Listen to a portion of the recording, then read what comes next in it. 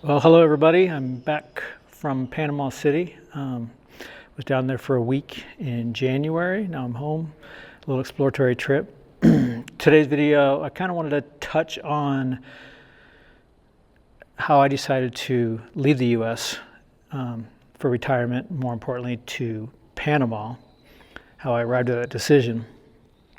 And it really started about 6 years ago when I decided that I was going to take my Social Security early at 62. I just turned 62 in December. Just got my first check in February. But when I first was planning it, I wasn't thinking of living anywhere outside the United States. I started exploring where I could live. If I had to live on Social Security alone, which I don't plan on. I think I'll always do something part-time. And right now I do web development and design, so I'm going to keep doing that. But if, in worst case scenario, if I had to live on just Social Security, what would that look like? Where could I live? So I started exploring in the United States, looking places outside of big cities, because that's going to be, find cheaper places. Not too rural, but smaller towns, places were the best options. Definitely get rent cheaper, as well as other expenses. And I found some places, that I really liked, because I want to stay active as well. So I was looking for things that I could do, because I don't want to just sit around and do nothing. And no matter where I looked, whether it was suburbia, rural areas, especially rural areas, the two big things were rural areas and small towns are losing their hospitals and medical facilities. So, as you get older, you don't want to be far from those places, and I would have to drive. And the other one is, no matter where you are, it's going to be expensive. Healthcare is just expensive, whether it's your premiums or you have to go to the hospital. It's crazy. So that was the one common denominator that kind of felt like I couldn't make it work, no matter where I looked in places, and it wasn't just healthcare. That was the big one. But you got other expenses are rising as well. How many options do you have in a small town as far as groceries, those kind of things? You want a variety. And then when I started thinking about other expenses as well, like my car insurance. My car insurance has gotten ridiculous. In 5 years, it's gone, and I have a great driving record, from $550 every 6 months to now $950. So you combine insurance, pretty soon nobody's going to be able to afford insurance. Anyway, so those two things were kind of big factors. And really kind of the turning point was, I was getting a little depressed about it. So I started thinking, well, instead of trying to find the cheapest place to live,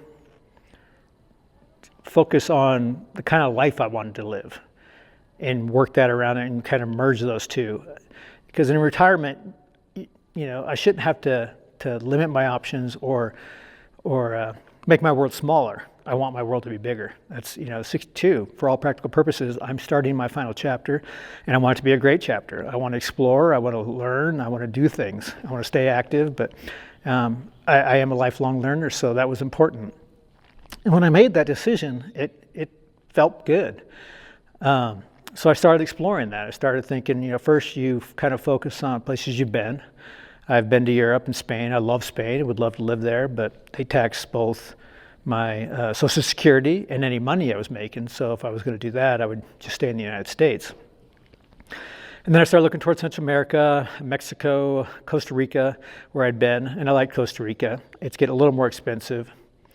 But then I stumbled onto more information about Panama, more and more information about Panama.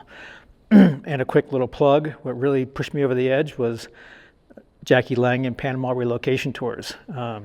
Not just the videos of people moving down there that liked it, but the more you watch her videos, and if you become part of her community, which I am, I bought her online guide, you learn a lot, and she does a lot to help people. That's a video in its own, but she's amazing. Check it out. Get a lot of information, but you've got a built-in community before you even get there. So, with the Pensionado Visa being cheaper, only $1,000, it became more and more attractive. Moving out of the country isn't for everybody.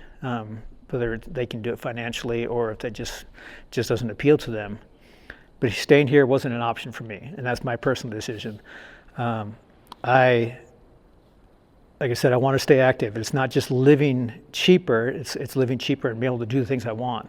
So staying active, being able to do those things easily, whether it's up from my door or driving just a little bit, that was very appealing. But it's also, I'm spending less on day to day, so I have money to travel and explore, which I really, really want to do.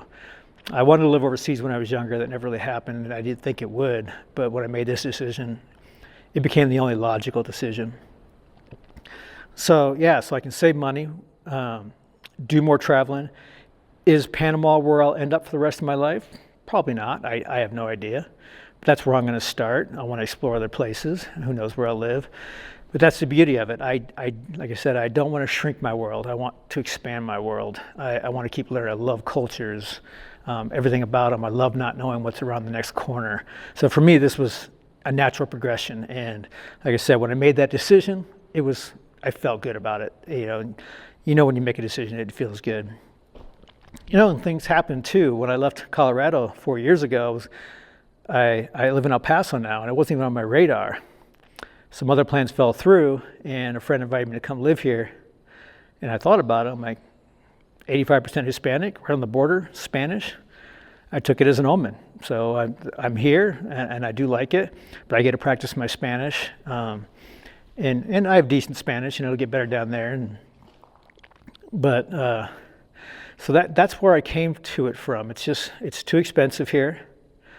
If I really, really, really wanted to live here, I'm sure I could make it work, but I don't want to work that hard to make it work. I shouldn't have to.